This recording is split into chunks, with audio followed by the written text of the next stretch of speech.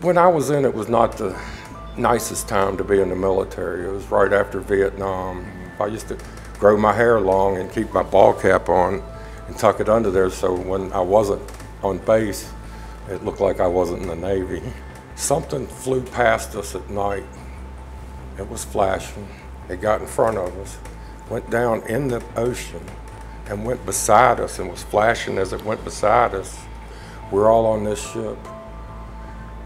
We all got to do what it takes to run this ship or keep it afloat. I've lived through 4 shipwrecks. You know, stood there and watched a man die. Yeah. You know, and for no reason. How's it going, Ray? Okay. Appreciate you being here, man. Sure. Why don't we just start off about, why don't you tell me what branch of service you served with? I served in the Navy, and I served on 2 different aircraft carriers. The first one was the original Franklin Delano Roosevelt, CV-42. It was commissioned in 1945. And the second one I was on was the USS Saratoga, CV-60, and it was commissioned in 1956. Okay.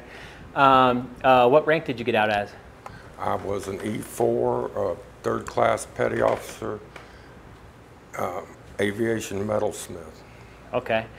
Can you talk to us about a little bit about where you're from, your upbringing, and how you were raised? I was born on Franklin Road right over here. Okay. There used to be a hospital over there called Jefferson Hospital, which is not there anymore. And I was born and raised here in Roanoke. My father worked for Nelson Roanoke Hardware for 49 years, 1 month and 1 day. I always had both parents till they passed away. My father was in the Navy. He was a CB in the Philippines, where they go in and build roads and runways and stuff like that. And I have a lot of military background. My father is one of 4 brothers, and 3 of them went in the Navy.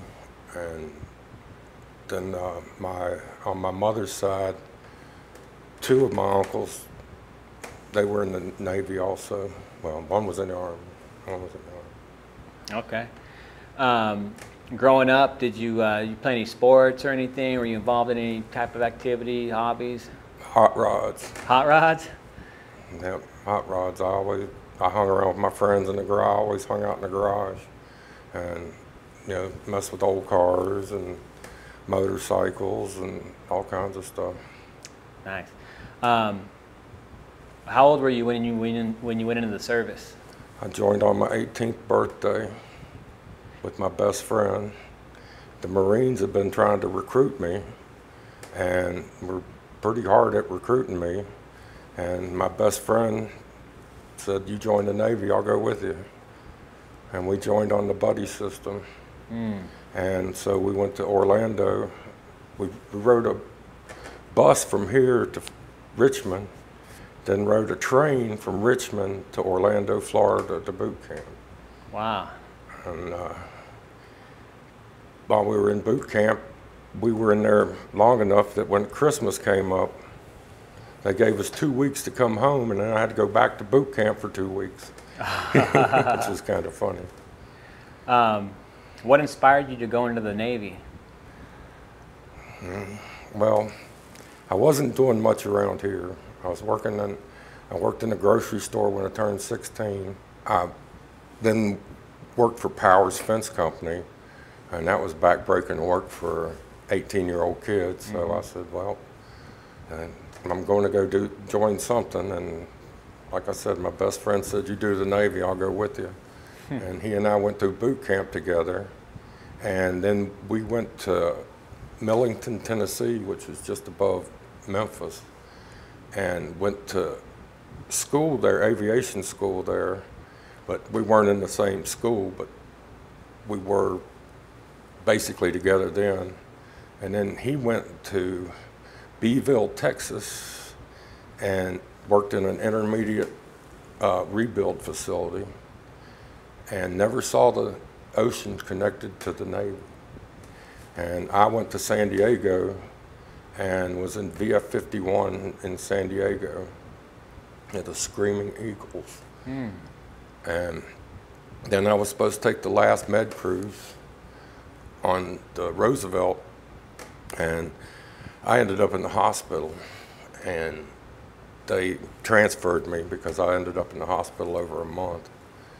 And that's when they transferred me to Virginia Beach, and I was in VF 103 there, and it was connected with the Saratoga. What was your job in the Navy? I was a plane captain when I first when I got there, they send you TAD, which means the temporary assignment. And I cleaned the barracks. Then when we went out to sea, I was a plane captain on F4 Phantoms. And I basically set the plane up for the pilots, strapped them in, and made sure everything was ready to go, and then helped them fire it up. And, wow. And then I gave it over to the directors on the ship that directed it up to the catapult. My second cruise, I was a troubleshooter, and what I did was I was the last one to see the Phantoms before they took off. I'd go in the front wheel well, and on the Phantom you had to extend the front up to hook it into the catapult. I'd extend it up, and then I had to go underneath of it and check all the hydraulic systems and everything. Then I'd go behind it, and they'd slam it into afterburner, and I had to count the rings coming out of the back of the Phantom, and you had to have 9 to 11 rings coming out of there. The rings were shock waves. Your helmet's rattling on your head. Oh. Your teeth are rattling in your mouth. Then I give a thumbs up to the cat officer, and he shot it off the bow. Oh. And then when I recovered it, they'd come in, and I'd have to check the plane over when it came back in and make sure everything was ready to go for the next time. Wow. Did you enjoy doing that? When I was in, it was not the nicest time to be in the military. It was right after Vietnam. People weren't always very nice to you about stuff. I used to grow my hair long and keep my ball cap on and tuck it under there, so when I wasn't on base, it looked like I wasn't in the Navy. Wow. What years were you in? 75 to 81. How often did you have to go on ship? We would do like 3 months at Oceana, then go down to Florida to Mayport and get on the Saratoga, and then we would do 3 months of what they called workups. In other words, the pilots are qualifying for landing on the deck and taking off from the deck and everything. And they used to do a lot of touch and goes at Oceana where they just come in and hit a spot and take back off, and that's how they would practice to land on the aircraft carrier. And the workups, we were mostly in the Bermuda Triangle or down in the Caribbean Ocean, and that was weird at some times too. I saw some weird things out there. 3 o'clock in the morning, I was out there, it was 90-some degrees, burning up. We were out there moving planes around, so we'd taken our shirts off and everything, 'cause it was hot. It started snowing out of nowhere. It dropped below freezing and started snowing. We ran back up and got our supervisor and brought him out there, and he said, "This is crazy." 5 minutes later, it was gone. Wow. No explanation for it? No explanation. Nobody said nothing. Nothing. Oh, wow. It was pretty wild. Some of the wilder one was something flew past us at night. It was flashing. It got in front of us, went down in the ocean, and went beside us and was flashing as it went beside us, underwater. You couldn't tell what it was. And then it came out of the water about a quarter mile behind us and flew off. I have no idea what that was. Did it get detected on the ship or anything? I don't know. Nobody said nothing.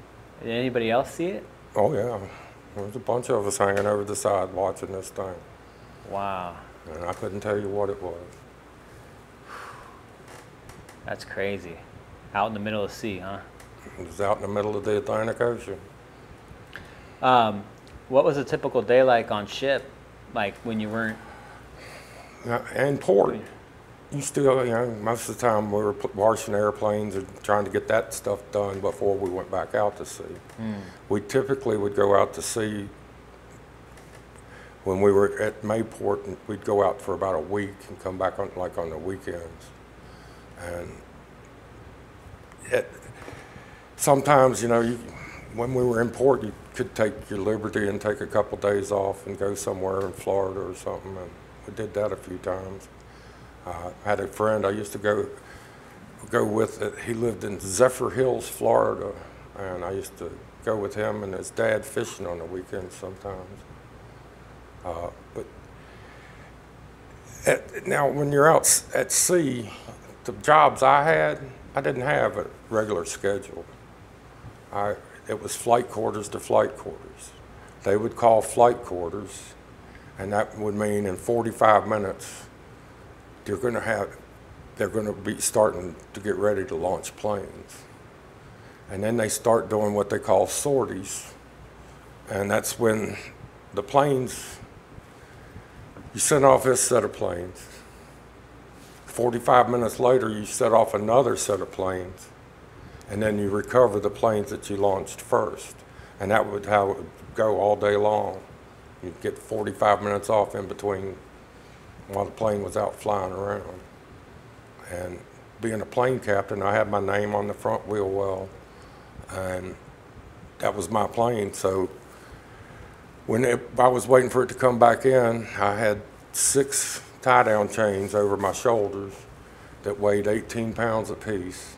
And then I had a 30-pound wing lock in each hand. And I'd have to chase the plane to wherever they parked it. And then the yellow shirts would come out and help us tie it down. And then I'd start checking the plane over, getting it ready for the next time. Whew. How did that, and how many times would you have to do that in a day? Sometimes it was 18 hours. And sometimes it was 6 to 12 hours. Oh, wow. Kind of depending on the weather. How did that affect your body? You just go, man. You just do it. You got to look at it. The one thing they always told us, you got to look at it. We're all on this ship. We all got to do what it takes to run this ship or keep it afloat. Mm-hmm. So if a fire broke out, you ran over and got in the fire line with the guys and just did what you had to do. We had a fire one time, and it came across and said that there's a fire in the number 2 incinerator. Well, there should be a fire in number 2 incinerator. But what it was we had been out to sea.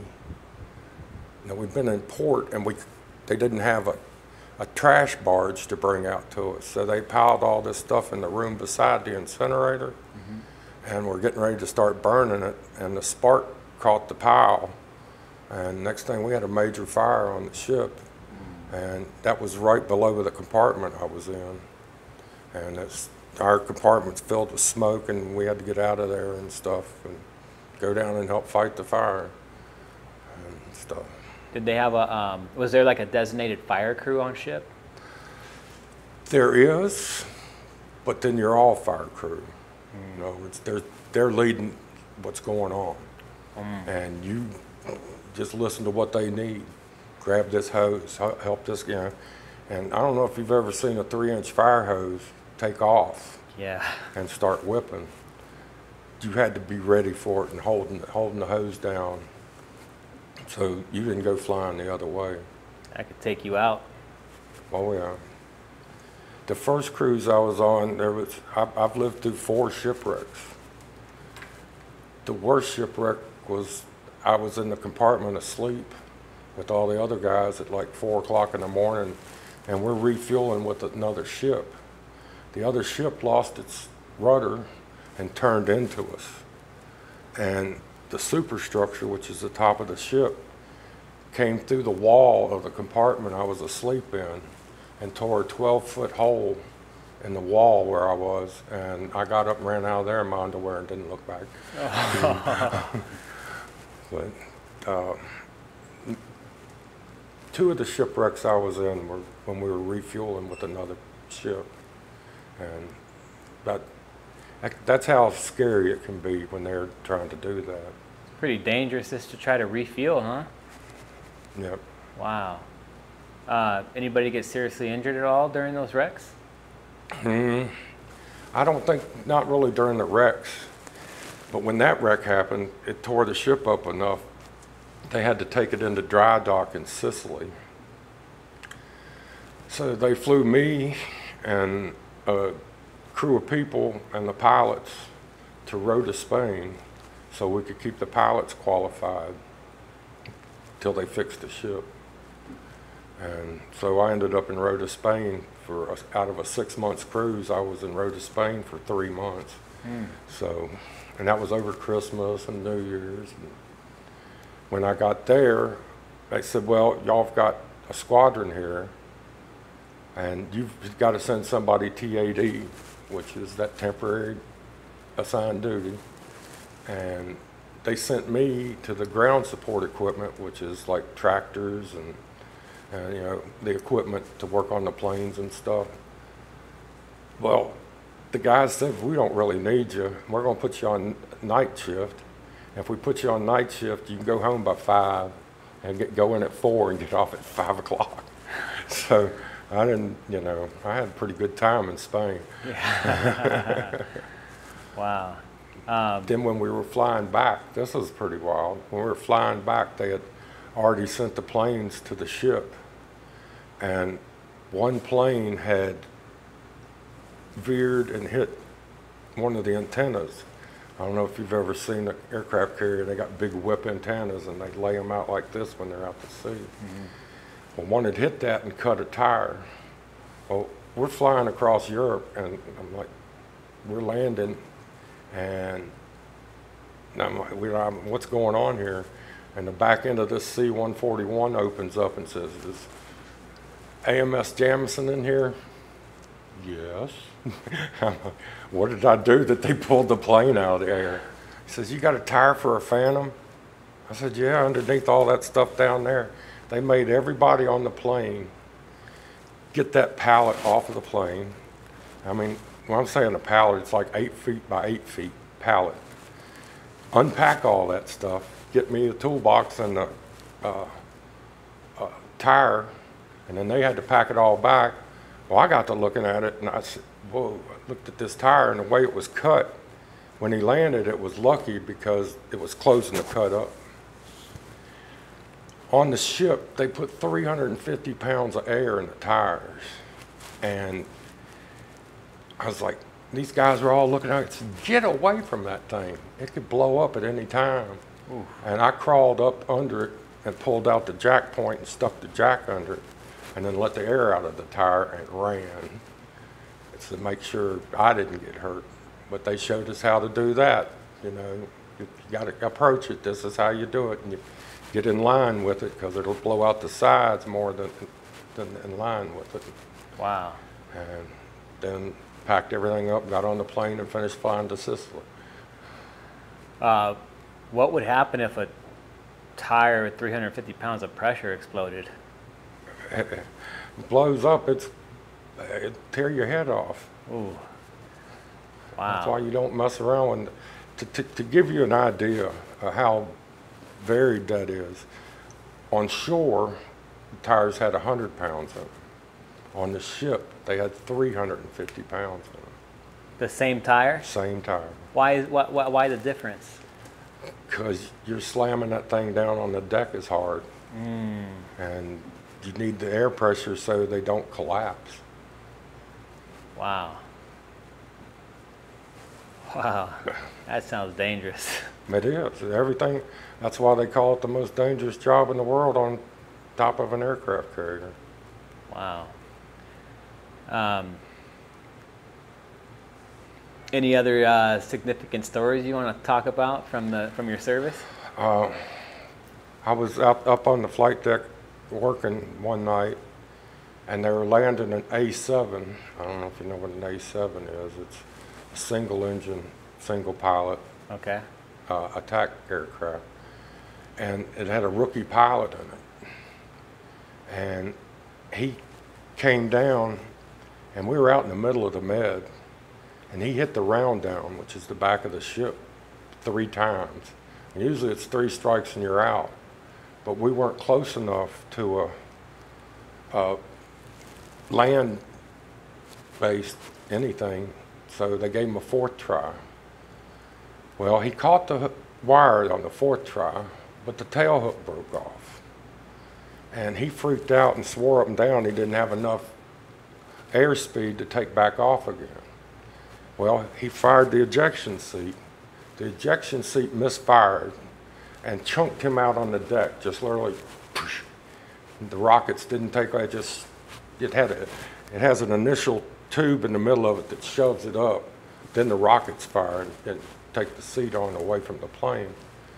Well, the canopy flew off and it just chunked him out on the ground. Well, the plane didn't listen to him because it took off, trimmed up perfect, flew for 14 miles till they escorted it into the water. Wow. It just on its own? Mm-hmm. Oh, shit. So did that... Straight as it could be. Did they lose that plane? Yeah. Yeah, they lost that plane. What did they do? Just let it sink? I guess. I don't know. We don't know. We just know that one of our pilots, they sent a Phantom after it to follow it, and he followed it and said that it hit the water. We told him where it hit the water and stuff. I don't know if they went and salvaged it or not. Wow. So they're just, I'm assuming, correct me if I'm wrong, they're escorting it to make sure it's just going to land in the water and not end up. Exactly. If it were to end up continuing flying, what would they have done? Probably shot it down. Wow. But the pilot, since he was a rookie pilot, he was back in the States 2 days later with no wings on his chest anymore. Was he done? He was done. I don't know. They probably gave him some pencil job somewhere. And was that his choice or the Navy's choice? That was the Navy's choice. You can't fly airplanes, then you're not going to. Yeah. Wow. I had an incident where we had one of our F4 Phantoms on the elevator, and they moved them around. They'd have a tow bar and a tractor, and the tractors on there had a huffer on the back of it, which is a kind of a jet engine that starts the jets, and it also has electrical on it where you plug the jet in, and that's what it takes to fire up a Phantom, is air coming through the engine and electrical power, and of course fuel. And there was a kid sitting riding the brakes on the plane. You got about 3 shots of air in the emergency brakes when it's not running, if it's all the way up to pressure. And they didn't have the ejection seat in it, so he's literally sitting in the floor of this plane. And they dropped the elevator, and the tractor was not on the elevator.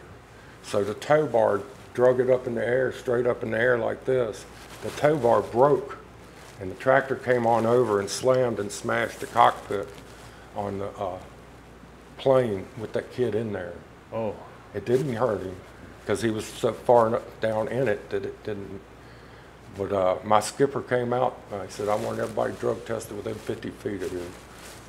Oh, wow. And then he took the kid that was in there, gave him a couple $100 and told him, go somewhere and meet us at the next port, have fun, calm down.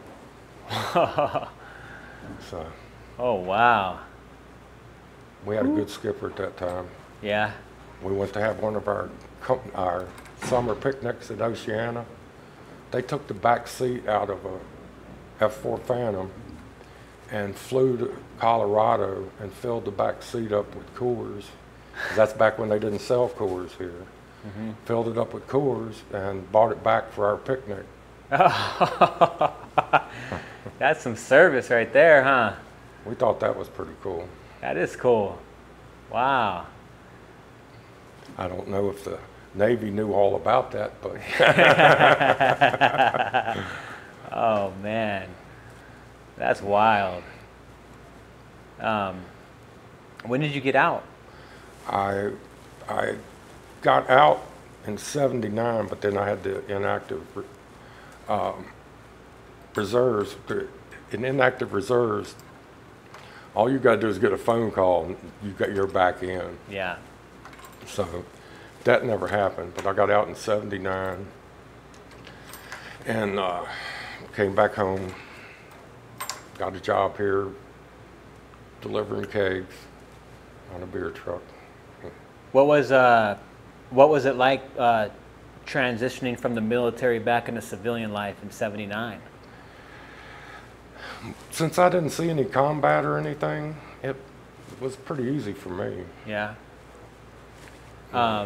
Was it pretty easy to land a job? And Well, my brother's best friend in college, his roommate in college, I needed a job right off, so he hired me at Blue Ridge Beverage, driving a keg truck up in Blacksburg and Radford. Nice. You carrying them chains around and all that weight around, did it ever catch up to you? Got a broken foot right now. I have neuropathy too in both feet. I've got 2 collapsed knees. I've got silicone knuckles. Wow. I've always worked on equipment, always. I started working on small equipment when I was 13. I got a degree from Virginia Western at 13, working on small equipment. And my father said, if you're going to take these lawnmowers apart, you're going to figure out how to put them back together. Yeah.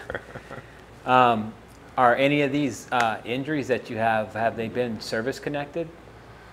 They say my hearing is. I got hearing aids. You worked on the flight deck all that time, and I imagine it was pretty loud out there all the time, right? Oh yeah, you had what they called a cranial helmet, which had like earmuffs in the middle of it, and then it's like a canvas skull cap, and you got a plate on the front of it that has padding under it, and a plate on the back with padding under it. And my nickname was Jams, because my last name is Jamison. This Mexican guy, friend of mine, couldn't say Jamison, so he called me Jams. I know you didn't see combat, but I also know that you don't necessarily need to see combat to a lot of vets, develop anxiety and some type of stressors and stuff just from their jobs, from what they did in the military. I'm curious, do you know anybody who's had any close friends that's had a hard time since they've been out? Maybe one of my close friends in high school, when he got out, he couldn't take it, and he was about 3 months after that he shot himself. It's one of your good friends from high school, you said? Did he serve around the same time you did? Mm-hmm. He went in he went in probably 6 months before I did. And he was in a helicopter squadron.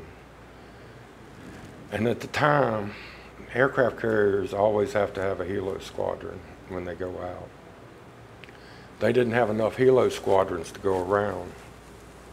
So he'd literally get off a 6 months cruise, have 2 weeks leave, and then have to go on another 6 months cruise. And he did that for 4 years. And it got to him. How did you hear the news? Friends back here. One of the coolest things, I know I'm going off on something else. One of the coolest things my father did for me was whenever we were on the ship, he sent me the newspapers from here. And that meant a lot to me. It meant a lot to other people to read my newspapers too, just to kind of see what was going on back home and stuff. And that was one thing that really meant a lot to me. Wow. Yeah, that's nice. I remember mail was a hot commodity on ship. Man, when you received something, it was like gold, right? Yeah. But when I go get the newspapers, I didn't get one every day. I'd get like 10. And then I wouldn't get one for another 2 or 3 weeks, Yeah. Is that how long it took to get mail for you? It was about 3 weeks. How about, you know, did you write anybody while you're My mom, your mom? and a couple friends here and there. Back when you were in the Navy on ship, did you guys have any phones or email on ship? It was all just letters, mail? Well, if you had an emergency phone call, they would let you use a satellite phone, but that was it. And we couldn't tell anybody where we were, and they wouldn't tell us where we were till like 4 or 5 days after we were there. When in the chow line, you'd go through and they had this big map of the Mediterranean and stuff, and they would track us 3 to 4 days after we were there, you know, we were here on this date and stuff, and show where we were then and stuff. But you didn't know. We were going through the Straits of Messina one time. You know where that is? No. You know where the boot tip of Italy is in Sicily? Yes. That's Straits of Messina right there. And it's so close that there's a wire that runs over it with a light on it. Well, this little Austrian freighter was coming through and couldn't figure out why our running lights were 100 feet off the water. And they're looking at it like this about the time we ran over it and ripped the superstructure off of it. Ripped the whole forecastle and everything off the front of it. And we went to general quarters, and my general quarters at the time was up on an airplane. And I was standing on the back of an airplane watching this ship. They ran to the ground before it sunk, and you could see people jumping off of it and everything else. And we put it in gear and started launching airplanes. That we thought we were under attack. Wow. Wow.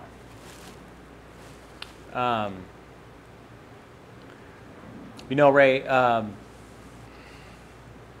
reason why we're doing these, you know, getting you up here and telling your story is, you know, we want to contribute and give back to 3 specific areas that veterans deal with, you know, 3 big pain points, which is veteran suicide, veteran homelessness, and military transition, because a lot of veterans have a hard time transitioning, especially with this, you know, last generation of vets, Vietnam vets and stuff.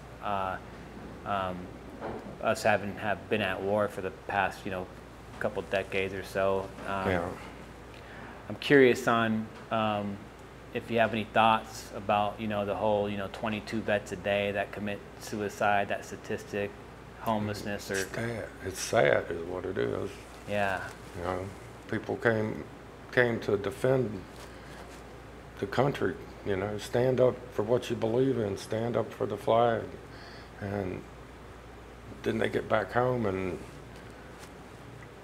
people just don't understand.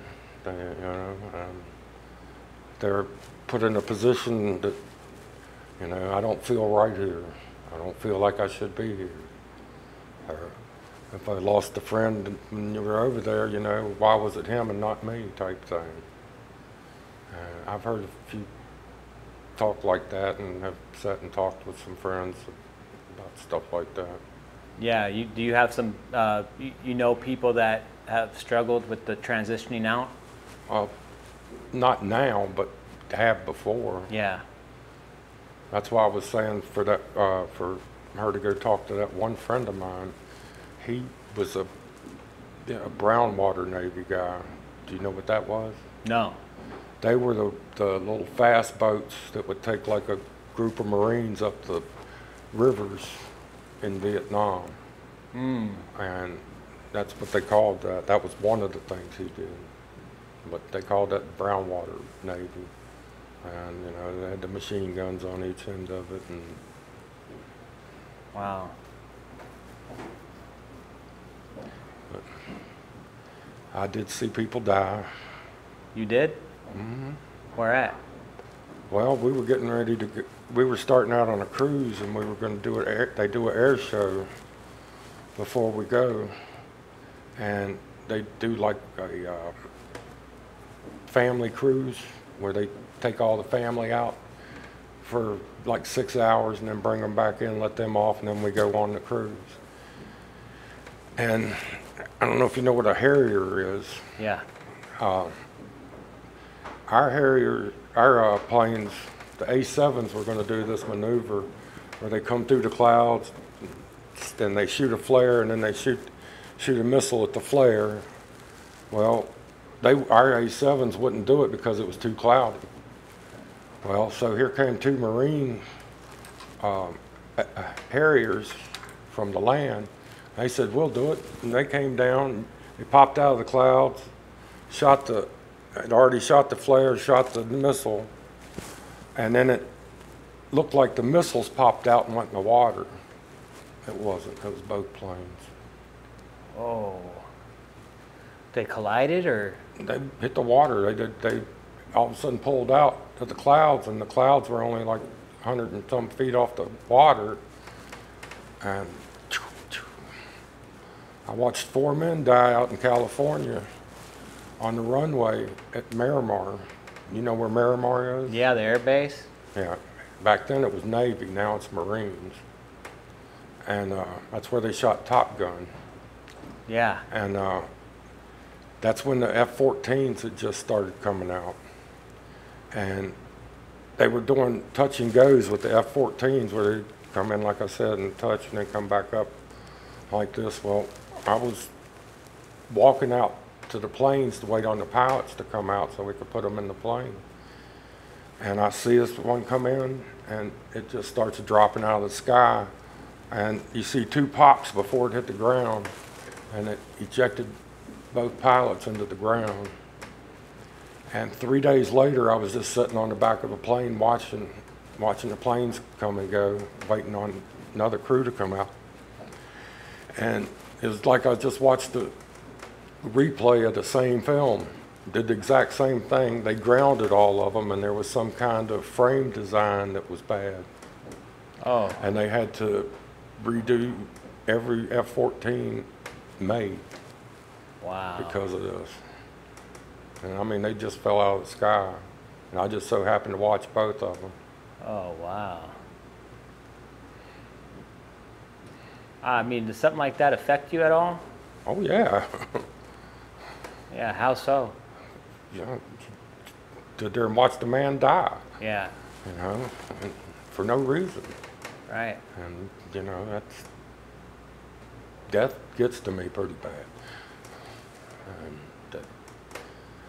And there's one story that happened with me, but I'm not going to tell you that one. That's fine. Guy severely hurt. Yeah. And a couple times while we were there, you hear the captain come across, and you knew when he came across at an odd time, usually somebody turned and ran into a propeller. Oh my gosh. And when that happened, there's not enough left of them to bury. They basically wash them over the side with a fire hose. Oh. That's the other way to be buried at sea. We did have a service for them. This happened 4 or 5 times. At night, the propellers will hypnotize you. The way they take a little bit of wispy wind back and forth, and you'll just stare at it and walk right into it. Oh my gosh. I knew to stay as far away from them as I could.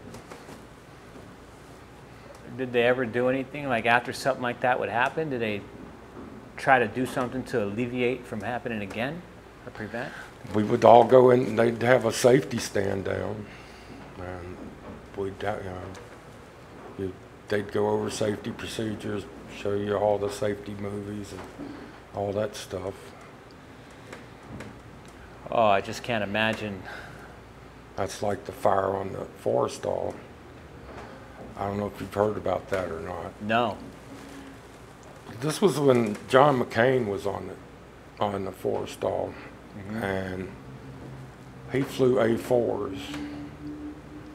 And A4s are older. They were built early 50s, mid to early 50s. And it's a little single attack plane. And it didn't have all the safeties like a Phantom has safeties that you can't just plug it in and the electrical will fire a missile. That's why the safeties are put in place. A4 didn't have that. If it was selected to shoot a missile, it shot it. And this plane shot this plane, then shot this plane, all the way down the deck till it burned like a, 30-some foot hole in the middle of the deck. Ooh. And killed a lot of people. I think it was like 300 and some people died. It was a mess. I can't imagine the families with, what you just mentioned with the propellers, like the families not being able to see them ever again, not even in a coffin, you know what I mean? At least, like. And where our line shack was, just under the flight deck, that was our shop. That's where they kept the coffins, just outside of our shop. Wow. First when I was there, I thought that's a kind of weird looking box to carry equipment in and stuff. So that's not equipment, that's a coffin. Wow.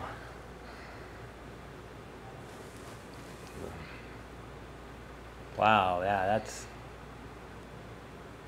I can't imagine how that will affect you. I was one of the big baddest guys on there. Yeah.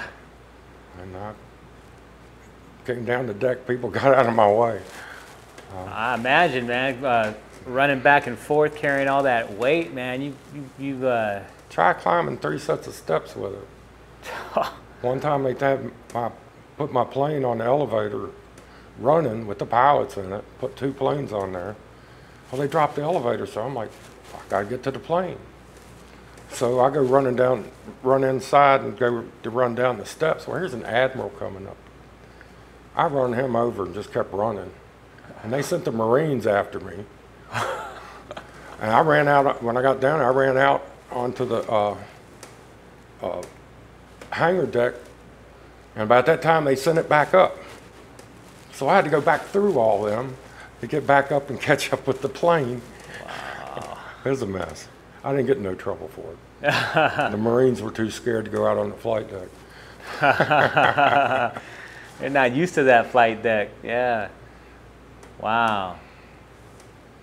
And you had to be dressed for it. You had flight deck boots that came up to about here. I used to wear fatigue pants a lot. And my first cruise, I wore a brown jersey. It's a turtleneck jersey, covers you all the way down to here. It's supposed to be fireproof. Then you have a vest on, and it has the CO2 bottle to inflate the vest, or you have a tube you can blow it up with. Then you got the helmet, like I was talking about, and leather gloves, so you're completely covered, and big, huge goggles. And when the planes are turning up there and it's about 80 degrees outside, it's like 130 up there. And it's hot. It's hot. You're doing that day in and day out. Every day. Whew. Wow. And riding on this 56 Chevy. That's what I called the Saratoga, 56 Chevy. But that's pretty much most of my story, I think. That was great, Ray. Yeah, that's, I appreciate it. We appreciate you being here. One other thing I want to tell you, I got hazardous duty pay, which was flight deck pay. Yeah? You know how much that was? What? $55 a month. So that's what they thought your hazardous duty was worth at that time. Wow. $55 a month. Wow. It's got to be more than that now. Yeah, I think so, because when I was overseas, the hazardous, everybody was, we were able to save up a lot of money from hazardous duty pay and stuff, but, we were young and dumb, immature. We still got out broke for buying stupid stuff. I hear you. Yeah, so, well, We're just going to wrap it up, Ray, but before I do, any last words you'd like to say before you wrap it up? If you know anybody out there that is feeling down, coming back from the military, sit down and talk with them.